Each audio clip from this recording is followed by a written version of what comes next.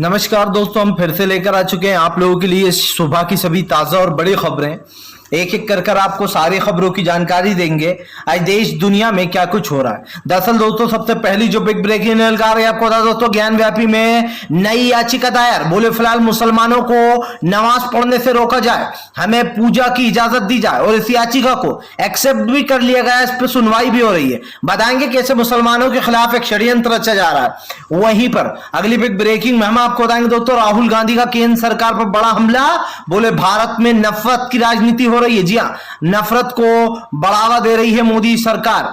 वहीं पर अगली बिग ब्रेकिंग में हम आपको बताएंगे दोस्तों, कपिल सिब्बल ने छोड़ा बीजेपी का साथ। अखिलेश का दामन थामकर कपिल सिब्बल बोले, हमने कई दिनों पहले ही कांग्रेस को अपना इस्तीफा सौंप दिया था।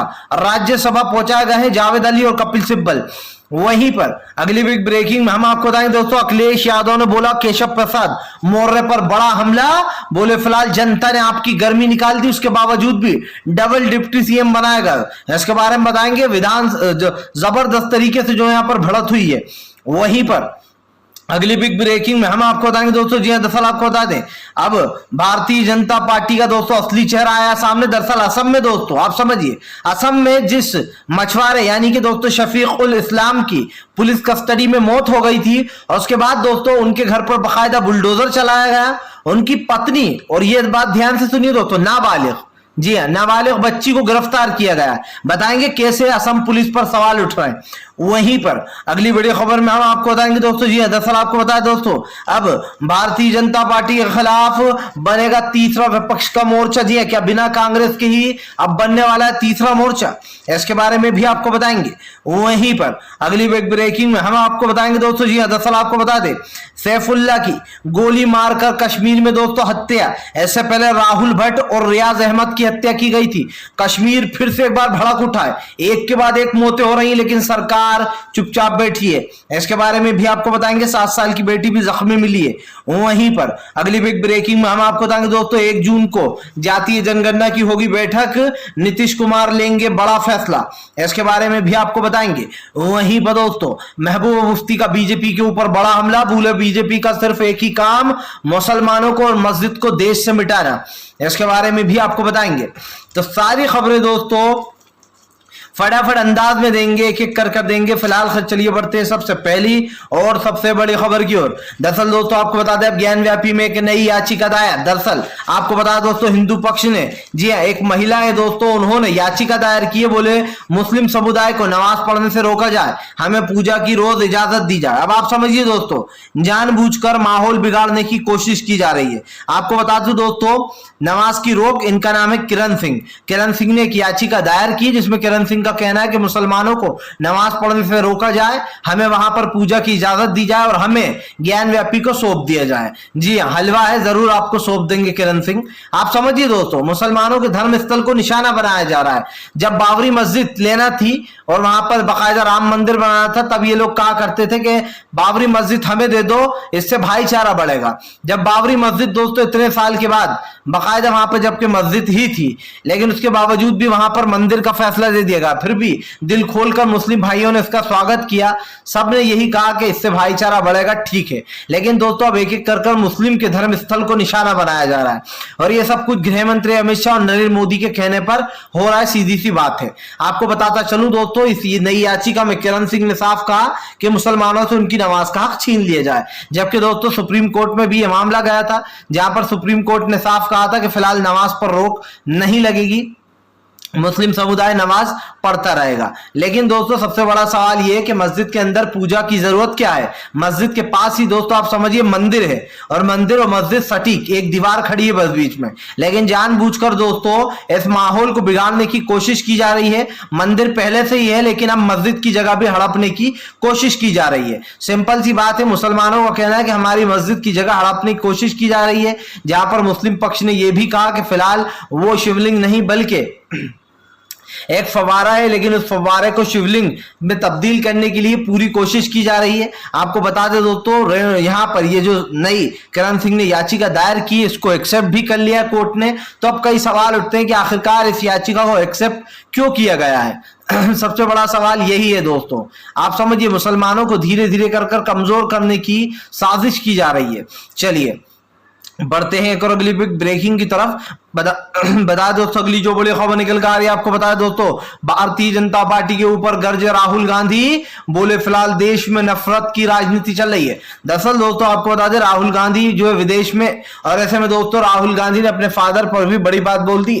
राहुल गांधी ने कहा कि जब मेरे फादर मुझको छोड़कर गए, उनको जब दोस्तों बम से उड़ा दिया गया, जी हाँ राजीव गांधी को, तब राहुल गांधी ने कहा कि मुझे जिंदगी का सबसे बड़ा सबक मिला, उसने मुझे काफी कुछ सिखा दिया उस घटना ने। आपको बता दें दोस्तों राजीव गांधी की कथित तौर से बम से उनको उड़ा दिया गया था, जिसके बाद राहुल गांधी की एज ज्यादा बड़े नहीं थे वो उस टाइम पर, और इसी को लेकर राहुल गांधी ने कहा कि फिलहाल उस वक्त में मुझे बहुत बुरा लगा था, उस वक्त में मेरा कोई सहारा नहीं था, लेकिन उस वक्त ने मुझे काफी कुछ सिखा दिया। वहीं दूसरी तरफ राहुल गांधी ने कहा कि आज देश में नफरत की राजनीति हो रही है, हमारे देश का प्रधानमंत्री सिर्फ नफरत बांटने में लगा है। राहुल गांधी ने कहा कि अगर देश में नफरत फैलती है तो इसका जिम्मेदार नरेंद्र मोदी है, लेकिन आप समझिए दोस्तों इन चीजों को छुपाया जा रहा है। राहुल गांधी ने कहा कि आज देश की बिगड़ती स्थिति की जिम्मेदार आखिर कौन है? जाहिर सी बात है दोस्तों जो राजनीति हो रही है उस पर तो सवाल उठ ही रहे हैं दोस्तों, लेकिन हमारे देश में राहुल गांधी की बातों को सीरियस लेना चाहिए। आप समझिए नफरत की राजनीति का मतलब ही है दोस्तों मंदिर और मस्जिद, हिंदू और मुसलमान, इन दो खंभों पर बीजेपी की सरकार टिकी हुई है। जिस दिन सरकार गिर गई उस दिन दोस्तों इनकी नफरत भी खत्म हो जाएगी। मैं उम्मीद करता हूं दोस्तों ऊपर वाले से कि किसी तरीके से बीजेपी की सरकार बुरी तरीके से चुनाव हारे।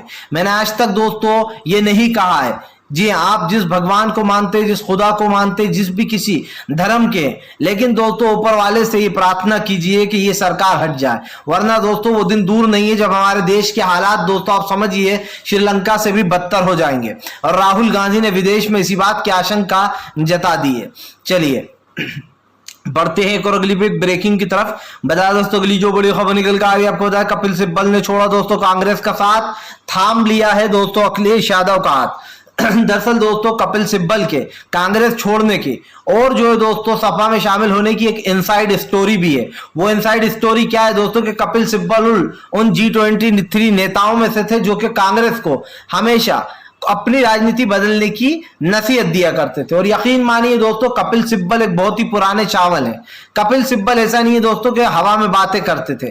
कपिल सिब्बल की बातें दोस्तों कांग्रेस को सुनना चाहिए। हालांकि कपिल सिब्बल का एक रवैया खराब था जो कि वो मीडिया में ये बात करते थे, लेकिन वो ये भी इसलिए करते थे क्योंकि कांग्रेस उनकी सुनती नहीं है। देखिए दोस्तों कान इस हाथ से पकड़े या इस हाथ से पकड़े बात एक ही होती है। अगर आप कमजोर है तो आपको एक्सेप्ट करने में कोई जो है यहाँ पर बुरा नहीं लगना चाहिए, लेकिन दोस्तों कांग्रेस इस बात को एक्सेप्ट नहीं करती है कि वो लगातार कमजोर होती चली जा रही है। और यही कारण दोस्तों जो कपिल सिब्बल ने कांग्रेस को कई बार समझाने की कोशिश की कि जिस तरीके से अब वो रवैया अपना रही है उस तरीके से कांग्रेस आगे नहीं जा सकती। कई बार आपको बता दें कपिल सिब्बल ने यह भी कहा कि कांग्रेस को एक अध्यक्ष की जरूरत है, लेकिन दोस्तों न राहुल गांधी अध्यक्ष बने न उन्होंने किसी और को बनने दिया। सिंपल सी बात है। और यही कारण है जो कपिल सिब्बल का हमेशा गुस्सा रहे कांग्रेस से, और होना भी चाहिए क्योंकि कांग्रेस हमेशा दोस्तों सत्ता में रही है, वो विपक्ष बनकर नहीं रही है। लेकिन दोस्तों नरेंद्र मोदी ने 2014 के बाद से बीजेपी को इतना मजबूत कर दिया है और ये सब कुछ कांग्रेस की ही देन है। कांग्रेस चाहे दोस्तों तो 2 मिनट में बीजेपी का तोड़ ढूंढ सकती है, लेकिन कांग्रेस ना ही सड़कों पर उतरती है और ना ही दोस्तों मेहनत करती है। अगर इसी तरीके से चलता रहा दोस्तों तो देश बदलाव की ओर चला जाएगा और आप समझिए बीजेपी का जो नारा था वो सच हो जाएगा कि कांग्रेस मुक्त देश कर देंगे, जबकि दोस्तों बीजेपी मुक्त देश होना चाहिए। हालांकि अब कांग्रेस ने कसम खाई कि बीजेपी मुक्त देश कर रहेंगे। कपिल सिब्बल को दोस्तों माना यह भी जा रहा है कि आजम खान नाराज हो गए थे, इसलिए कपिल सिब्बल को राज्यसभा भेजने का यह निर्णय लिया गया और अखिलेश ने दोस्तों सीधे सीधे कपिल सिब्बल को अपनी पार्टी में शामिल किया। उनके साथ साथ दोस्तों आपको बता दें कपिल सिब्बल ने तो भरा ही है राज्यसभा का टिकट दोस्तों, लेकिन उनके साथ जो यहाँ पर बताया जा रहा है अब जो उनकी पत्नी है डिंपल यादव, क्योंकि एक सीट और खाली पड़ रही है, तो वो भी दोस्तों आपको बता दें डिंपल जो है वो भी भर सकती है नामाकरण, क्योंकि अभी 2 को राज्यसभा टिकट दिया गया है कपिल सिब्बल और जावेद अली और कपिल सिब्बल को टिकट देने के बाद अब बताया जा रहा है तीसरा टिकट जो है उससे डिंपल यादव चुनाव लड़ सकती है, उनको राज्यसभा भेजा जाएगा मतलब। चलिए बढ़ते हैं एक और अगली बिग ब्रेकिंग की तरफ। बता दोस्तों अगली जो बड़ी खबर निकल कर आ रही है आपको बता दोस्तों अखिलेश यादव और दोस्तों केशव प्रसाद मौर्य में जबरदस्त भिड़ंत। दरअसल दोस्तों आपको बता दें संसद सत्र के दौरान दोनों आपस में भिड़ गए। आपको बता दोस्तों अखिलेश यादव ने केशव प्रसाद मौर्य की सारी गर्मी बाहर कर दी, ऐसा जवाब दिया।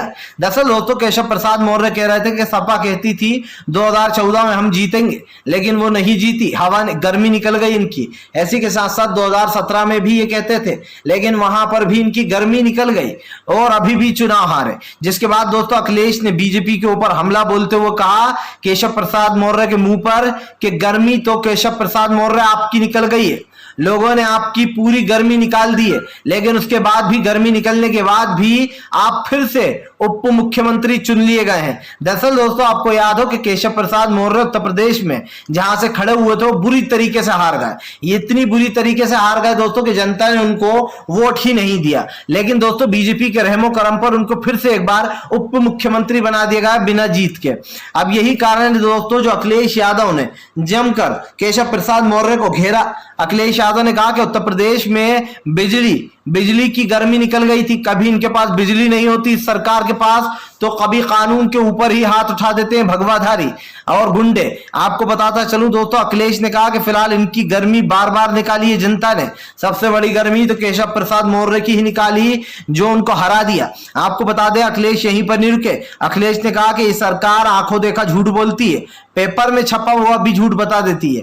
आप समझिए दोस्तों उत्तर प्रदेश की कानून व्यवस्था 0 सन्नाटा हो चुकी है, लेकिन सरकार बार बार कहती है कि हम बहुत अच्छा काम कर रहे हैं। आखिरकार कौन सा ये काम है दोस्तों जो आपको और हमें दिखाई नहीं दे रहा? क्या ये भी मिस्टर इंडिया की तरह अदृश्य है? ये सबसे बड़ा सवाल उठता है। उत्तर प्रदेश में दोस्तों अखिलेश यादव ने भले ही सत्ता हासिल ना की हो, लेकिन इसके जिम्मेदार मायावती और दोस्तों आप समझते हैं ओवैसी क्या वोट काटना था।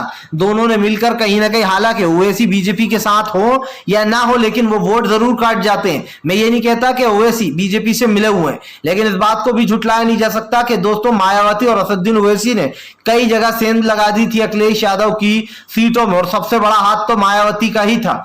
फिलहाल चलिए बढ़ते हैं एक और अगली ब्रेकिंग की तरफ। बता दोस्तों अगली जो बड़ी खबर निकल कर आई दोस्तों, हेमंत विश्वकर्मा का असली चेहरा आया सामने। जी है दोस्तों आपको बता दें, दरअसल दोस्तों आपको याद हो कि अभी हाल ही में कुछ 2-4 दिन पहले एक मछुआरे शफीक उल इस्लाम की पुलिस कस्टडी में मौत हो गई। ये मामला दोस्तों असम का है। असम पुलिस ने दोस्तों आपको बता दें, बताया जाता है कि नशे की हालत में मछुआरे शफीक उल इस्लाम को, नाम सुन लीजिए दोस्तों, शफीक उल इस्लाम मुसलमान, इनको गिरफ्तार किया। गिरफ्तार करने के बावजूद दोस्तों बाद बताया जा रहा है कि असम पुलिस की कस्टडी में इनकी मौत हो गई। जबकि दोस्तों आपको बता दें परिवार का यह कहना है कि फिलहाल उनको जानबूझकर पुलिस कस्टडी में मारा गया है, और मारने के बाद दोस्तों आपको बता दें वहां के हालात, जो वहां के मछुआरे थे वहां के हालात बिगड़ गए और उन्होंने पुलिस स्टेशन को ही फूंक डाला। पुलिस स्टेशन की कई गाड़ियों में दोस्तों आगजनी कर दी, जिसके बाद दोस्तों आपको बता दें बहुत ही शर्मनाक असम पुलिस की हरकत सामने आई है, जहां पर दोस्तों अब शफीक उल इस्लाम की जो पत्नी है और उनकी नाबालिग, आप समझिए दोस्तों इस बात पर गौर दीजिए, उनकी पत्नी तो है ही, लेकिन जो नाबालिग बेटी है दोस्तों जो कि बालिग ही नहीं है, उसको गिरफ्तार कर लिया गया है असम पुलिस द्वारा। यह है दोस्तों हेमंत विश्वकर्मा का संघी चेहरा। इसलिए संघी चेहरा कह रहा है दोस्तों क्योंकि हेमंत विश्वकर्मा ने अभी मदरसों को लेकर जो उल जलूल बयान दिया था, वो बयान भी अभी हाल ही में दिया गया है। हेमंत विश्वकर्मा चाहता है कि फिलहाल किसी भी तरीके से मुसलमानों के मदरसों को खत्म कर दिया जाए। बीजेपी दोस्तों मुसलमानों से डर रही है। बीजेपी को पता है कि अगर इस देश में उसको कोई टक्कर दे सकता है तो वो इस देश का मुसलमान है। इस देश के मुसलमान से ही राजनीति करती है बीजेपी अच्छे से जानती है कि हमारे हिंदू मुसलमान करने के लिए हमें मुसलमानों की जरूरत है, लेकिन सिर्फ इतने ही मुसलमान जो हमारे लिए खतरा ना हो। आपको बताता चलूं दोस्तों शफीक उल इस्लाम जिनकी मौत हुई है, उनको लेकर जबरदस्त तरीके से इलाके में तनाव था। वहां के मछुआरों ने सबने मिलकर आग लगाई थी और उन सब आरोपियों के घर पे दोस्तों बुलडोजर चलाया गया है जिन्होंने थाने में आग लगाई थी। हैरत की बात यह दोस्तों कि जिसकी पुलिस कस्टडी में जिसकी मौत हुई उसके घर पर भी बुलडोजर चला दिया। यह है दोस्तों सरकार का इंसाफ। एक नाबालिग बच्ची को पकड़ लिया दोस्तों, पत्नी तो फिर भी समझ में आता है कि पत्नी को पकड़ा गया, लेकिन दोस्तों आप समझिए एक नाबालिग बच्ची को, उसको भी गिरफ्तार कर लिया गया। आखिरकार ये कौन सा कानून चल रहा है हमारे देश में दोस्तों? हम इसी देश में रह रहे हैं या फिर कहीं और चले गए जो कि तानाशाह देश है? सवाल उठ रहे हैं। और ये सवाल मैंने नहीं दोस्तों, ये सवाल खुद आप समझिए रवीश कुमार सर ने भी उठाए। रवीश कुमार सर ने कहा कि फिलहाल एक नाबालिग को गिरफ्तार करना ये कहां का इंसाफ, और जिसकी आप समझिए एक तो पुलिस को दोस्तों माफी मांगना चाहिए कि उनकी कस्टडी में एक व्यक्ति की मौत हो गई, लेकिन उल्टा पुलिस दोस्तों दादागिरी दिखा रही है। ऐसे कहते हैं दोस्तों अंधेर नगरी चौपट राजा। जी ये कहानी आपने बहुत बार पढ़ी होगी, कहानी बड़ी दिलचस्प है और ये बीजेपी की सरकार पर बिल्कुल फिट बैठती है कि अंधेर नगरी चौपट राजा। अब आप समझ सकते हैं चौपट राजा कौन है और अंधेर नगरी देश बन चुका है। चलिए बढ़ते हैं एक और अगली बिग ब्रेकिंग की तरफ। बता दोस्तों अगली जो बड़ी खबर निकल कर आ रही जी हाँ, दरअसल दोस्तों आपके पास ज्ञान व्यापी मस्जिद को लेकर बोले असदुद्दीन ओवैसी मुसलमान सड़कों पर उतरेगा। जी हाँ, मुसलमान चुपचाप नहीं बैठेगा, अब अपनी मस्जिदों को मुसलमान खुद बचाएगा। आपको बताते चले दोस्तों एक के बाद एक मस्जिदों को निशाना बनाया जा रहा है। जी हाँ, और ये कारण है दोस्तों कि मुसलमानों की एकजुटता दिखाई नहीं देती है कई जगह। आप समझिए जब बाबरी मस्जिद का फैसला आया था तब मुसलमानों ने इस फैसले को बड़े ही शांतिपूर्ण ढंग से ले लिया और ये बहुत ही अच्छी बात थी क्योंकि इससे दोस्तों भाईचारा बना रहा। लेकिन दोस्तों अब ज्ञान व्यापी को लेकर भी वही इतिहास दोहराने की कोशिश की जा रही है। जो बीजेपी की संजू वर्मा प्रवक्ता है वो बार बार इस तरीके के बयान दे रही है। आप समझिए पहले दोस्तों बाबरी मस्जिद राम मंदिर को घेरा जाता था कि राम मंदिर बनना चाहिए, वो हिंदुओं का स्थल है। आपके पास तो बहुत सारी मस्जिदें हैं, बहुत सारे देश है मुस्लिम, और दोस्तों अब इस तरीके की चीजें हो रही है। यही कारण है दोस्तों जो अब आपको बता दें कि फिलहाल बीजेपी के नेता का रवैया साफ दिखाई दे रहा है कि वो ज्ञान व्यापी के साथ भी बाबरी मस्जिद वाला इतिहास दोहराना चाहते हैं।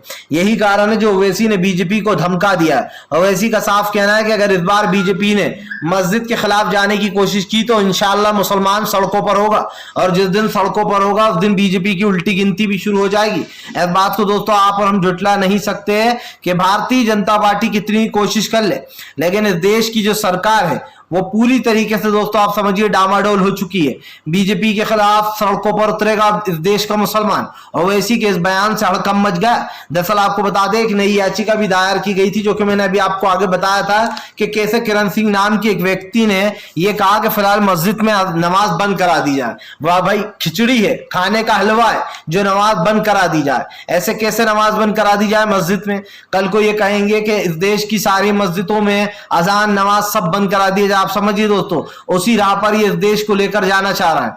फिलहाल चलिए बढ़ते हैं और अगली बिग ब्रेकिंग की तरफ। बता दोस्तों अगली जो बड़ी खबर निकल कर आ रही, कश्मीरी पंडितों को रोते बिलखते छोड़ दिया नरेंद्र मोदी ने। ये वही प्रधानमंत्री है दोस्तों जो आप समझिए राज्यसभा में और विधानसभा में दोस्तों इस फिल्म को द कश्मीर फाइल्स को प्रमोट कर रहे थे।